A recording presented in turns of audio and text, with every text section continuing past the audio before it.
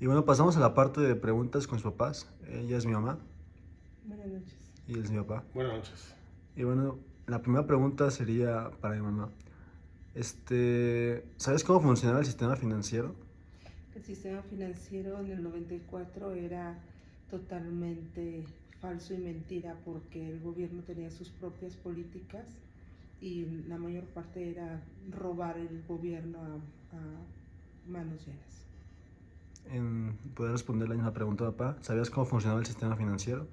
Eh, Funcionaba bajo un sistema de una apariencia en la cual se supone, con la entrada del Tratado de Libre Comercio el 1 de enero del 94, en ese momento el país también se sumerge en una crisis política porque inicia un levantamiento armado en Chiapas con el ejército zapatista, pero al mismo tiempo con la entrada del Tratado de Libre Comercio se aparenta una bonanza en el país en la cual económicamente se señala a México como no una potencia económica, pero sí Dejando el tercer mundo.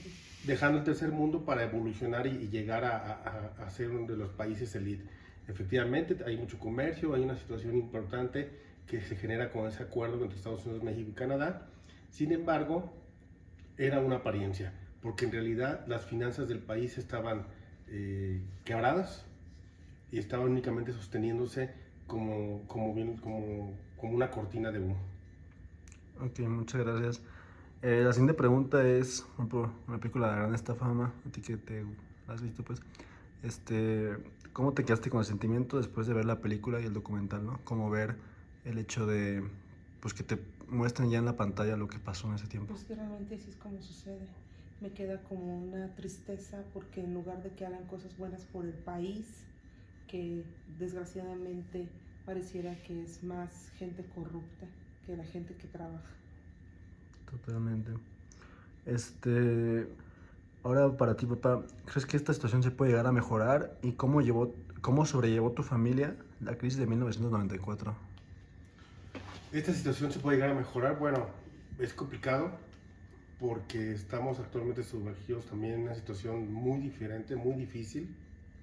¿Y cómo llevó mi familia la crisis del 94? Bueno, en ese tiempo mi padre y mi madre tenían un negocio, eran comerciantes y la fueron sobrellevando realmente como pudieron, porque el comercio se bajó totalmente, no existía poder adquisitivo de la moneda, la gente no tenía dinero y además el poco dinero que había una inflación altísima.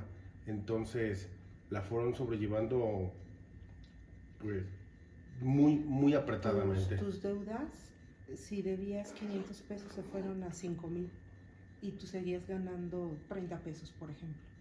Fue un momento desquiciante porque la gente se veía como en las calles la gente cerraba sus negocios porque quebraban. Así es. Fue una situación terrible. Ok. Y por último, la pregunta igualmente para los dos. Eh, ¿Qué tiene que ver la ciudadanía o la democracia con este tema desde tu punto de vista? O sea, desde su punto de vista ustedes Desde dos. mi punto de vista tiene mucho que ver, porque deberíamos de votar por gobiernos que busquen el darnos trabajo, no el dar apoyos como el gobierno que tenemos, sino que todos deberían de generar trabajos, producir para todos estar bien, pero realmente buscan los gobiernos tener población ignorante para tenerlos callados y sin deseos de superarse, que es lo que yo veo tanto en el 94 como ahora. Y igualmente la pregunta para ti, papá. ¿Qué tiene que ver la ciudadanía o la democracia con este tema desde tu punto de vista?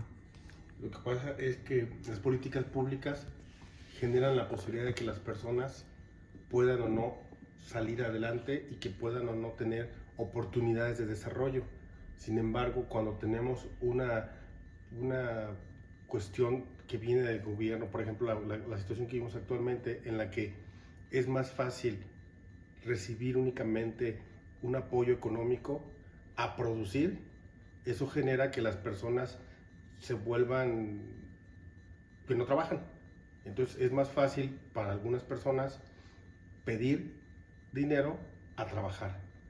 Sé que la situación es muy complicada, sé que hay una aparente estabilidad económica, sin embargo, la moneda no tiene poder adquisitivo. Sabemos actualmente que hay una paridad,